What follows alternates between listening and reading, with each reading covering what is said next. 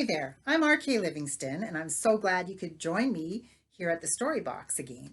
And today I'm going to be reading chapters 10 to 12 of Elijah's Boy.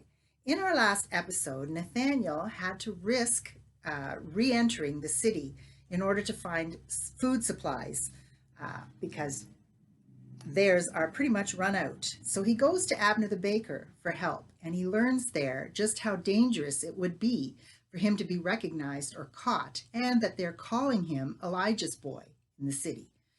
Abner agrees to supply them with food, and out of gratitude, Nathaniel offers to carry water for them. Unfortunately, doing that in the city would make him very conspicuous, and so he does it disguised as a girl. And in the process, he discovers that he is no longer comfortable with playing a part and with the lies that have been such a big part of his life up to now. So his time with Elijah is changing him in surprising ways. So let's continue and see what happens next. Chapter 10. Nathaniel sat on a rounded boulder and watched a small lizard sunning itself not far from his outstretched fingers. He swatted at a fly, and the lizard, startled by the sudden movement, scuttled off into a nearby crack. After a month in the dry wadi, he no longer found the silence oppressive or lonely. It was a good place to think, and there was much to think about. He was worried. The rains had not come. There was talk of famine in the city, and the mood was ugly. He had gone back to Samaria twice since his first visit to Abner for supplies. He did not see Rachel again. He brought them water from the shepherd's well and came away with the food needed to survive a little longer. He thought back to his last visit. The old baker had gripped his shoulder hard as he was leaving. "I don't know how much longer we can help you," he said, shaking his head. "I've closed the shop. There's so little grain left. I must think of my own family. You understand?" How much longer would Elijah want to stay in this place? Every instinct told him they ought to be moving. He sighed. If there was one thing he had learned about the prophet in these past weeks, it was that he could not be pushed. As far as Nathaniel could tell, he never worried about anything. He thought back over the time they had spent together. In spite of everything, they had been good weeks. Whenever Elijah was not off on one of his solitary treks, he passed the time teaching the boy more and more about Yahweh.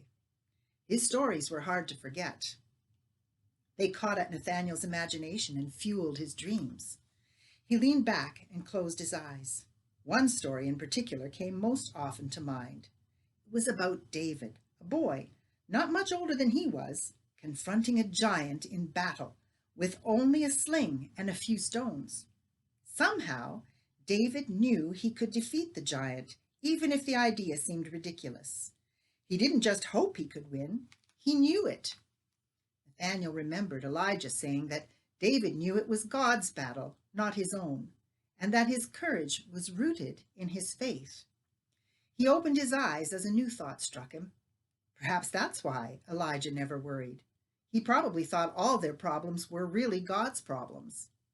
He smiled and shook his head. Nathaniel jumped down from the rock and went to his satchel. He pulled out a makeshift sling that he had fashioned out of some cloth torn from the hem of his tunic. It was really nothing more than a small pouch, just big enough to hold a smooth stone, attached to two cords about the length of his arm. He had spent hours practicing with it when Elijah was away. It helped to pass the time. He stooped and gathered one or two stones. He set one in the sling and, holding the ends of the two cords, began to whirl it rapidly above his head. When he released one of the cords, the stone left the pouch with tremendous force. He huffed in disappointment when it struck wide of the piece of wood he was aiming at. The second try met with no greater success. "It would take a miracle of God for me to hit even a giant with this thing," he muttered. He was reaching for another stone when he heard a shout and straightened to see the prophet striding towards him, his robe billowing out behind him. He reached the spot where Nathaniel waited and pointed to the shade with his staff. "Let's sit down. I must talk with you." "What is it?" asked Nathaniel, moving to take the place indicated. You haven't spoken much of your visits to Samaria these past weeks, observed Elijah. Will you tell me now? Well, there's not much to tell. Nathaniel was puzzled. Elijah had never asked about his foraging trips before. I went straight to Abner's shop in the street of the bakers, he went on. He and his wife gave me the supplies I needed, but... You must tell me everything, Elijah insisted. I must know what's happening. Nathaniel took a deep breath and began. It's bad in the city. People have been pouring in from outlying villages. There's hunger everywhere. The king has had to open the royal storehouses. Does King Ahab remain in the city then? He was still there when I left the last time. What will happen, Elijah? Surely Yahweh will relent. He cannot mean to destroy us all. Could you not ask for his mercy? Nathaniel suggested. Elijah stood and began to pace, pulling at his beard and muttering to himself. He swung around to face the boy. Do you think I haven't asked him for mercy? He cried in an anguished voice. I am a prophet. I only obey the word of the Lord. I do not direct his hand. He dropped to one knee before Nathaniel and said in a gentler tone, It's not enough that I ask for mercy. The people must return to him. They must know that it is his hand that delivers them. If the rains come now, tell me, what will the reaction of the people be? Nathaniel knew they would rejoice and give thanks to Baal, he admitted. Elijah stood and resumed his pacing. The Lord our God is a jealous God, he declared. He has commanded that we have no other gods and that we worship him alone. The people must repent. There is no other way. Nathaniel longed to do something, anything that would make a difference. He felt like he could choke on his frustration and helplessness. What are they thinking? Asked the prophet. You've been among them. Is there any sign of repentance? Or do their hearts remain hard? I don't know. He thought of Abner and Leah and of Rachel. Abner is afraid. He does not wish to offend Yahweh, but neither does he wish to offend Baal. He's torn and can't make up his mind. Elijah stopped pacing. I'm going into the city, he said. I must see for myself. No, cried Nathaniel, forgetting himself in his alarm. I mean, did the Lord tell you that you must return to the city? He did not, growled the prophet, but neither did he tell me to stay away. But there are more soldiers in the city now. There's been some fighting, Nathaniel warned. It's more dangerous than ever. They'll arrest you the moment you're seen, and forgive me, but you're not a man who remains unnoticed for long. Nevertheless, I must go. What purpose would it serve to have you in prison or killed? Let me go instead, pleaded the boy. I'm small. I can slip through a crowd unobserved. I'll listen to the talk in the streets and return here to report to you. No one will ever know I was there. I would not have it said that I sent a child where I wouldn't go myself, roared Elijah, scowling like thunder at the boy who stood without flinching. Is it the voice of wisdom or the voice of pride that I hear? Asked Nathaniel with as much force as he dared. He saw the prophet's face darken and clamped his lips shut before he could say anything else. This time he really had gone too far. He tried to make amends. Forgive me, he stammered. A servant ought not to speak in such a way. Elijah glared at him for a moment before his shoulders sagged and he bowed his head. You are no ordinary servant boy, that's certain. Don't ask forgiveness of me. The rebuke you delivered was from the Lord. Nathaniel flushed in confusion. It was? You were right, Elijah admitted. You are more fitted to this task than I am. Go to Samaria, listen in the streets, and tell me what you hear. Nathaniel grinned in relief and hurried to make ready for his mission. Chapter 11. The groves outside the city walls were crowded with tents and makeshift shelters. Here and there tempers flared and erupted into violence. Traffic at the gate was heavier than Nathaniel had ever seen it, as people jostled and pushed their way into the city. He tackled the crowd with grim determination, using his elbows to force a passage when necessary. Once in the marketplace, the congestion eased a little, and he stopped to take stock of his surroundings. Soldiers were conspicuous in their red tunics and leather breastplates. He felt exposed standing there and began to look for a place to disappear. He was beginning to have a bad feeling about the whole plan. He froze when his searching eye caught sight of an old woman with a basket over her arm. It was Hester, and she was staring right at him. He saw the moment when recognition flared in her eyes. She shouted something and pointed in his direction. He ducked down and headed for the nearest corner, hoping that he could lose himself in the narrow streets he knew so well. The gate would be impossible. Move quickly, but don't run, he told himself. There was a stir in the crowd around Hester now. She was still shouting and pointing, and he could see others taking up the cry and moving towards him. He had to do something. He could feel panic rising in him, and he decided he would have to run after all. He knew he was quicker than most, and as slippery as an eel when he had to be. He used every trick he had ever learned. But he had never been chased by so many before. It seemed the whole city was intent on grabbing him. Twice he shook off grasping hands and gained a little time, but there was no chance to get out of sight. He was scurrying out from between the legs of a donkey when something heavy struck him a blow behind the ear, and everything went black. Awareness came back slowly. He was lying on his back in the dirt. He tried to reach a hand to his throbbing head and discovered that his wrists were bound in front of him. He could hear voices nearby. "I tell you it is Elijah's boy. I saw them together at the temple of Baal at the time of the great sacrifice." "I was there also. He's Elijah's boy, all right. They left the city together, or at least that was what I heard." "There's a reward posted for his capture, is there not?" Nathaniel opened one eye to a slit and tried to ignore the hammering in his skull. He found himself looking up at a burly soldier who was bending over him, his face not more than a hand's breadth away. He opened his eyes fully, knowing that it was pointless to pretend he was still unconscious. His head spun, but he could see well enough to note that the soldier's breastplate bore the insignia of a captain of the king's guard. "So, you're not dead after all," the man growled, reaching down to haul the boy to his feet. Nathaniel groaned and would have fallen if it were not for the strong arm that held him upright. He now saw that his captor was not alone.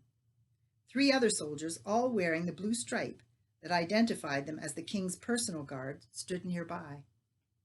"At least they're not from the temple," he told himself. He tried to gather his scattered wits while one of the soldiers dispersed the crowd that had gathered. They knew who he was, that was certain. "Can you walk, or shall I sling you over my shoulder like a sack of meal?" He reached up with his bound hands and touched his scalp with tentative fingers.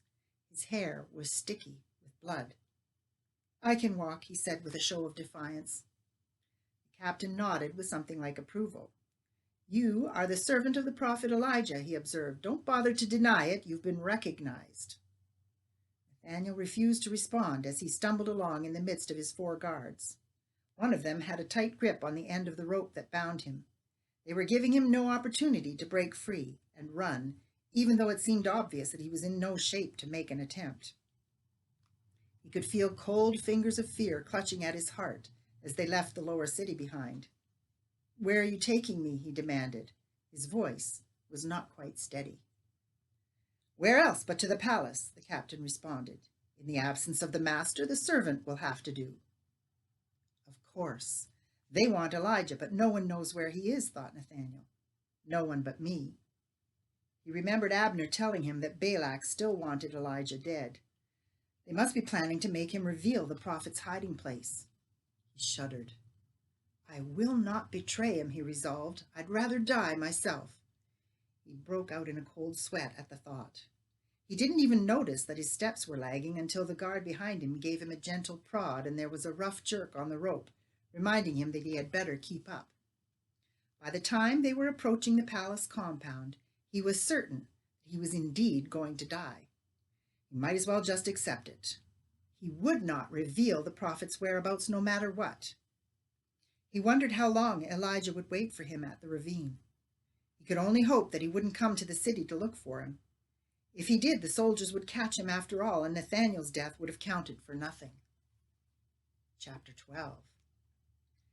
The soldiers took him to the last of the city's walls, and they passed through the gate into the palace precincts.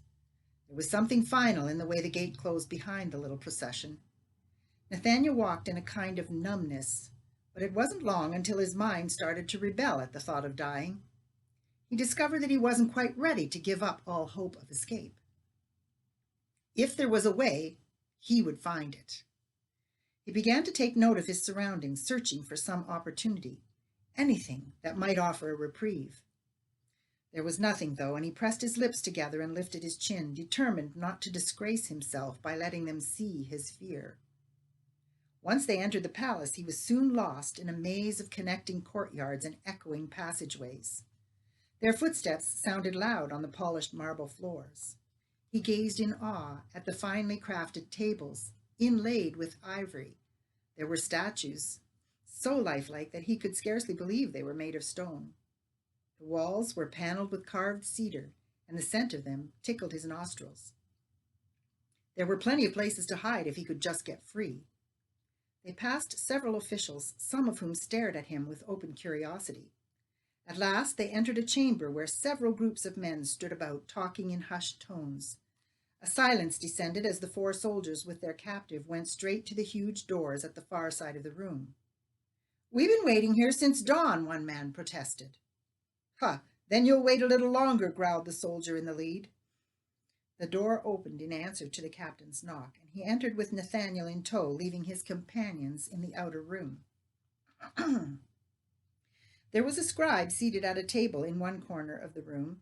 It was obvious that he was in the midst of some important work. The table was littered with scrolls. An old man stood looking over the scribe's shoulder. He straightened and regarded the 2 who stood before him. "What is the meaning of this?" he demanded. The captain cleared his throat and touched his forehead in a gesture of respect. "It's Elijah's boy, sir. He was discovered in the marketplace this morning, and we've brought him as the king commanded." The man moved around the table and came to stand before them. Several keys hung at his waist, and he wore a royal seal on a gold chain around his neck. He carried himself with a quiet dignity, and Nathaniel wondered who he could be. He was a man of some importance, that seemed certain. He reached out and touched the caked blood in the boy's hair, and his expression grew hard. Was it necessary to wound him? Surely one small boy could offer little resistance. The captain drew himself up. "With respect, sir, you'd have to turn him loose in a crowd and then try to catch him before you pass judgment." The man raised an eyebrow and looked down at the boy. "Perhaps," he conceded at last. "You may unbind him now and wait outside. He'll have to be cleaned up before I escort him to the king." He clapped his hands and a servant appeared as if from nowhere. He gave some brief instructions before turning back to where Nathaniel was rubbing at his wrist to restore circulation. The captain and the scribe had gone. "I am Obadiah," he said. "I am King Ahab's chief steward and governor of the palace. Your name is Nathaniel, is it not?" Nathaniel nodded in some confusion as Obadiah led him to a seat. What was going on here? "I've ordered some food and wine brought to you," the steward added. "Someone will be here in a moment to see to your head and provide you with water to wash." Nathaniel looked to the open window. All he needed was a moment. He would not be taken in by Obadiah's kindness. It was probably some trick. Obadiah was watching him. "I think you'll find that the good captain has also thought of the window," he said gently. Nathaniel flushed. "Why am I here instead of in a cell?" he demanded. "Don't be afraid," the old man replied. "Your life is not in danger. You're to have an audience with the king. It's my understanding that he wishes to speak with you." Nathaniel couldn't find any encouragement in that thought. Obadiah moved to the door. "You must wait here while I go to him. He'll want to see you as soon as possible." "Wait! What does he want with me? I can't tell him anything." It was no use. The steward was already gone. Nathaniel hurried to the window and leaned out. Sure enough, one of the captain's men was posted right below. He looked up at Nathaniel with a mocking smile, and the boy gritted his teeth and drew his head back inside. There was no escape that way. Servants came and went. He allowed them to clean the wound on his scalp and apply some ointment, but he did not touch the food that was offered him. It might be drugged. Instead, he paced the floor. When Obadiah came for him, he looked at the untouched tray and shook his head. "You should have had some of the wine at least," he said. "Come, we must go." "Yahweh, deliver me," Nathaniel breathed. Obadiah looked down at him but made no comment. Two soldiers fell into step behind them as they set out. They didn't have far to go. Nathaniel was still trying to compose himself when they stopped before an ivory inlaid double door. He tried to imagine how Elijah would handle such a situation. The boy straightened and took a few deep breaths. And that's where we're going to stop for today. So it's kind of another cliffhanger, and I hope you'll join me next time to see what happens. Bye for now. Be sure to hit the subscribe button if you enjoyed today's episode. Till next time, keep dreaming and God bless.